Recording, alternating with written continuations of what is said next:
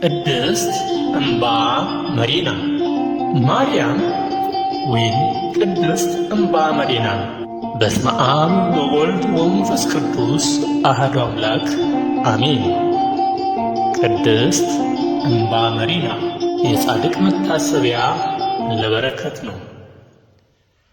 እግዚአብሔር አምላክ ቃል ኪዳንን ከገባላቸው ቃል ኪዳን ከሰጣቸው እናቶች መካከል ታላቋ ጻድቅ ማርያም ወይም ቅድስት እምባ መሪና አንዷ ነች። ቅድስት እምባ መሪና ማነች? እግዚአብሔርን በመፍራት በንጽሕና በበጎነት የሚኖር ስሙ አውግኒዮስ የሚባል ሰው ነበር። ታማኝና ፍጹም ተጋድሎ የምታደርግ በእምነቷም ጠንካራ የነበረች ሚስት ነበረችው። ልጅም ወለደችለት፣ ስሟንም ማርያም አሏት። ሚስቱም ልጇን ትታ ሞተችበት። ልጁንም ማርያምን በመልካም አስተዳደግ አሳደጋት። ዕድሜዋ ለአቅመ ሔዋን ስትደርስም አባቷ እንዲህ አላት፣ ልጄ ሆይ እስካሁን ድረስ የጠበቅኩልሽን ሀብትና ንብረት ተቀበይን። እኔ ነፍሴን ለማዳን ዓለምን ትቼ ለመመነን አስቤአለሁ አላት። ማርያምም እንዲህ አላችው፣ አባቴ ሆይ የራስህን ነፍስ አድነህ የኔን ነፍስ ልታጠፋት ትፈልጋለህን? ጌታ ያለውን ቃል ረሳኸውን? መልካም እረኛ ነፍሱን ስለ በጎቹ አሳልፎ ይሰጣል አለችው። አባቷም ይህን ነገር በሰማ ጊዜ እምባዋንና ለቅሶዋን እየተመለከተ እንደገና እንዲህ አላት፣ ከአንቺ ጋር ምን ላድርግ ይገባኛል ልጄ? አንቺ ሴት ነሽ፣ እኔ መግባት የምችለው ወደ ወንዶች ገዳም ነው። ስለዚህ በተፈጥሮ ሕግ እንለያያለን። ስለዚህ ከእኔ ጋር የምትኖሪው እንዴት ነው? ሰይጣን የእግዚአብሔር አገልጋዮችን የሚዋጋቸው እንዳንቺ ተመሳሳይ ጾታ ባላቸው ሴቶች ምክንያት አይደለምን? እንዲህም አለችው፣ ጌታዬ ሆይ አንተ እንዳልከው ከነጾታዬ ወደ ወንዶች ገዳም መግባት አልችልም። መጀመሪያ ጸጉሬን ልቆረጥ፣ እንደ ወንዶችም ልልበስ፣ ከዚያም አንተን ተከትዬ ወደ ወንዶች ገዳም መግባት እችላለሁ አለችው። አባቷም ያለውን ሀብት ሁሉ ለድሆች ለጦም አዳሪዎች ሰጠ። ጸጉሯን እንዳለችው እንድትሆን ፈቀደላት። የወንድ ልብስ ለብሳ ስሟን ቀይራ እምባ መሪና ብላ ከአባቷ ጋር ወደ ወንዶች ገዳም ገባች። በገዳሙ ውስጥ ለጥቂት ዓመታት ከኖረች በኋላ ከመነኮሳት አንዳንዶቹ የድምጿን ለስላሳነትና ደምግባቷን አይተው ሴት እንደሆነች መጠርጠር ጀመሩ። አንዳንዶች ደግሞ በተጋድሎ ብዛት የበረታች ስለሆነ በዚህ ምክንያት የመጣ እንደሆነ ይናገሩ ጀመሩ። ቅድስት እምባ መሪና አብስታ ትጸልይ፣ በተጋድሎም እየጠነከረች ሄደች። ምግብ የምትመገበው በየ2 ቀኑ ልዩነት ነበር። አባቷ አውግኒዮስ በጸና ታመመ። የገዳሙን አበምኔትም አስጠርቶ ልጅን አደራ በምንም መልኩ ከገዳም እንዳይወጣብኝ አደራ ሰጥቶት ሞተ። ቅድስት እምባ መሪና ወይም ማርያም በሕይወቷ ጽናትና በብዙ ተጋድሎ ብዛት ከእግዚአብሔር ሀብተ ፈውስ ተሰጣት።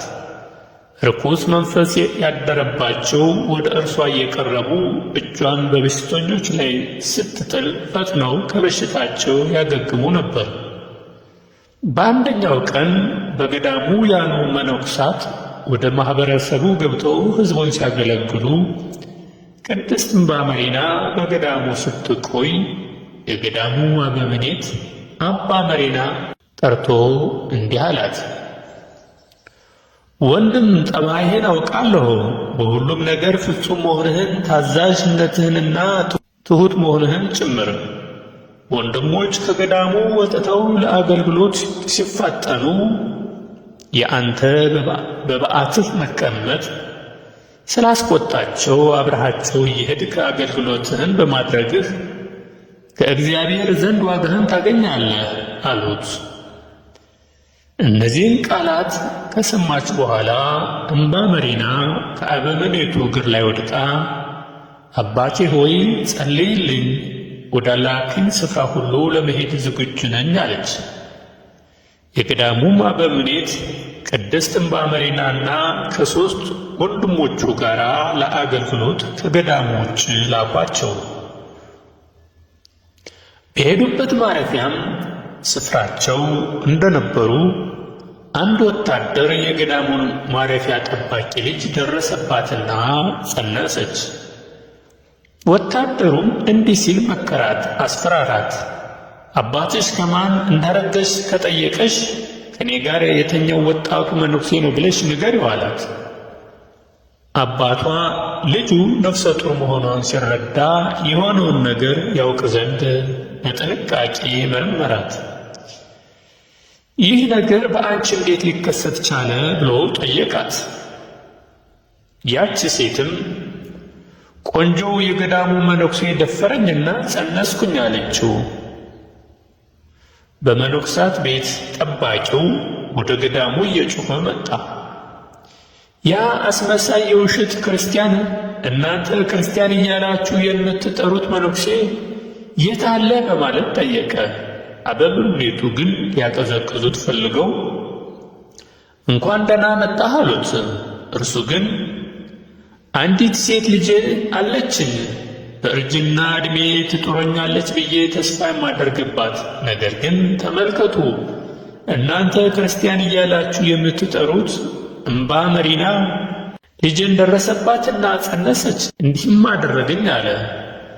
የገዳሙም አበምኔት እምባመሪና አሁን ለጊዜው ከገዳሙ ስለሌለ ምን ላደርግ እችላለሁ? ከአገልግሎቱ እንደተመለሰ ከገዳሙ እንዲባረር አደርጋለሁ አሉት። እምባመሪናም ከ3 ወንድሞቹ ጋር የአገልግሎት ጊዜዋን ፈጽሞ ወደ ገዳሙ ተመለሰ። አበምኔቱም አስጠርቷት ባህሪህ እንዲህ ነበረን? ይህ ነው የአንተ ዓለም? ስለምን የገዳሙን መነኮሳት ማረፊያ ጠባቂ ልጅ አስነወርክ? እንዲህ ያለ ስድብ በላያችን ላይ ያመጣህብን። አባቷ ወደ ገዳም መጥቶ ሁሉንም ነገር ነገረን፣ መሳቂያ አደረግከን፣ አሰደብከን አሉት። እምባመሪና ይህን ነገር በሰማች ጊዜ በአበምኔቱ እግር ላይ ወድቃ አባቴ ሆይ ይቅር በለኝ፣ ሰው ነኝና እኔም እንደ ሰው እበድላለሁ አለች። አበምኔቱ ግን በቁጣ ተሞልቶ ከገዳሙ አውጥታችሁ ጣሉት፣ ተመልሶም ወደ ገዳሙ እንዳይገባ አለ። እምባመሪና ገዳሙን ለቃ ከገዳሙ መግቢያ በር ላይ ቁጭ አለች። በዚያ ሆና ሐሩሩ የሌሊቱ ቁር እየተፈራረቀባት በጸጥታ ተቀመጠች እንጂ ወደ ሌላ ቦታ አልሄደችም። ወደ ገዳሙ የሚገቡና የሚወጡ መነኮሳት ለምን በር ላይ እንደተቀመጠች ሲጠይቋትም በደል ተገኘብኝ፣ ከገዳሙ ተባረርኩኝ እያለች ትመልሳለች። የገዳሙ ጠባቂ ልጅ የመውለጃዋ ወራት በደረሰ ጊዜ ወንድ ልጅ ወለደች። አባቷ ሕፃኑን አንጠልጥሎ ወደ ገዳሙ መጣ። እምባመሪና በገዳሙ በር ላይ ቁጭ ብሎ አገኛት። ይኸውልህ ልጅህ በኃጢአት የወለድከው ውሰድ ብሎ ልጁን ጥሎለት ተመልሶ ሄደ። እምባመሪና ሕፃኑን አንስታ እንዲህ አለችው፣ አዎ ለኃጢአቴ ደሞዝ የሆነ ሽልማት ተቀብያለሁ። ነገር ግን ለምን ይህ ምስኪን ሕፃን ከኔ ጋር አብሮ ይጠፋል? አለች። መንጋ ከሚጠብቁ እረኞች ወተት እየለመነች እንደ አባት ሕፃኑን ማሳደግ ጀመረች። 3 ዓመት እንዳለፉት መነኩሳቱ ተሰባስበው የገዳሙን አበምኔት እንዲህ አሏቸው፣ አባታችን ወንድማችንን ይቅር በለው። እስካሁን የተቀጣው ቅጣት በቂ ነው። ኃጢአቱን ለሰው ሁሉ ተናዟል። አገሩ ሁሉ ኃጢአተኝነቱን አውቋል። እርሱም አልካደም አሏቸው። አበምኔቱ ግን ከውሳኔያቸው ፍንክች እንዳላሉ ባዩ ጊዜ ወንድሞች በድጋሚ እንዲህ አሉ፣ እርሱ ወደ ገዳሙ እንዲመለስ ካልፈቀድክ እኛም ገዳሙን ለቀን እንሄዳለን። 3 ዓመት በሙሉ በፀሐይና በቁር በዝናብ እየተንገላታ ኃጢአቱን የተናዘዘ ሰው ይቅር ካላል ወደ እግዚአብሔር በደላችን ይቅር ይለን ዘንድ መጸለይ እንደምን ይቻለናል? እርሱ ውሎና ዳሩ በበሩ መግቢያ ነው። እስካሁን ግን ይቅር አላለሁም አሉት። የገዳሙ አበምኔትም ቅድስት እምባመሪናን አስፈርቶ እንዲህ አላት። አንተ በሠራኸው ኃጢአት ምክንያት በገዳሙ አስቀድሞ የነበረህ ክብርና ስፍራ ዳግመኛ አታገኝም። ነገር ግን ስለ ወንድሞች ፍቅር ስል ከእኛ ከመነኩሳት ዝቅ ባለ ሥልጣናት ክብር እቀበልሃለሁ። ቅድስት እምባመሪናም እያለቀሰች እንዲህ አለች። ይህ ራሱ ታላቅ ነገር ነው ጌታዬ። በገዳሙ ውስጥ የማልጠቅም ነኝ። እንድመለስ ፈቅደሃልና ቅዱሳን አባቶችን ለማገልገል ረድኤትነት ብቻ ለእኔ ይበቃኛል አለች። በዚህ ምክንያት ወደ ገዳሙ ተመልሳ ዝቅ ባለ ስፍራ ተመድባ ማገልገል ጀመረች። ከ3 ዓመት በኋላም አንድ ቀን የገዳሙ አበምኔት ወንድሞቹን ጠርቶ እምባመሪና የት አለ? በወንድሞች መካከል ቁጭ ብሎ ሲዘምር ካየሁት ዛሬ 3ኛ ቀን ነው። አገልግሎት ከመጀመሩ በፊት ወደ በዓቱ ሂዱ፣ ታምሞም እንደሆነ ተመልከቱት አላቸው። ወንድሞችም ወደ በዓቷ ሲሄዱ ሙት አገኟት፣ ደነገጡ። የገዳሙ መነኮሳት ደወል ደውለው ተሰበሰቡ። ለገዳሙ አበምኔትም ወንድማችንን አርፏል አሏቸው። አበምኔቱም እንዲህ ያለ ኃጢአተኛ ነፍሱ በምን አይነት ሁኔታ ሄደች? ለሠራው ኃጢአት ምን አይነት መከላከያ ማቅረብ ይቻለዋል? እነዚህን ተናግረው እምባመሪና እንዲቀበር አዘዙ። መነኮሳቱ በድኑን ሊያጥቡና ሊገንዙ ሲያዘጋጁት ቅድስት እምባመሪና ሴት ሆና አገኟት። ማኅበረ መነኮሳቱ ደነገጡ፣ እርስ በራሳቸው ተያዩ፣ እጅግም አዘኑ። እግዚአብሔር ሆይ ይቅር በለን፣ በደላችንም አታስብን ብለው በአንድ ድምፅ ጮኸው አለቀሱ።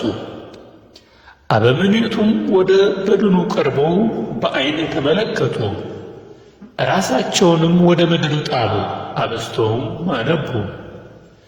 ይቅር በይኝ፣ ሳላውቅ በድያለሁና ኃጢአትም ሠርቻለሁና እስካሁን ለሠራሁት ኃጢአት ለበደልኩሽም በደል ይቅርታ ካላገኘው ከእግርሽ ስር አልነሳም አሉ።